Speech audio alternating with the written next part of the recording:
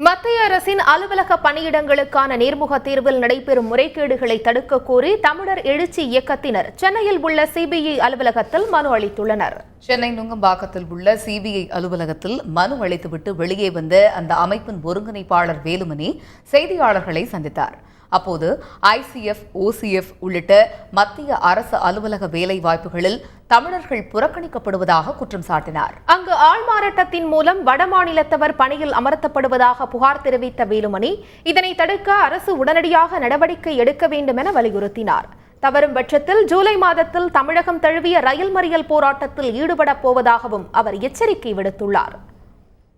மண்டபங்கள்லாம் வச்சு இவங்க நேர்காணல்லாம் செய்கிறாங்க.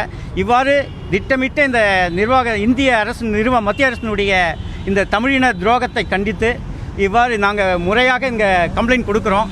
இது குறிப்பிட்ட நாட்களுக்குள் இது நடவடிக்கை எடுக்கவில்லை என்றால் அனைத்து அரசியல் கட்சி தலைவர்களுடன் கலந்து பேசி ஜூலை மாதம் முதல் வாரத்தில் தமிழகம் தழுவிய தமிழகமே முடங்கக்கூடிய வகையில் ஒரு மாபெரும் தொடர்வண்டி மறியல் போராட்டம் நடைபெறும்.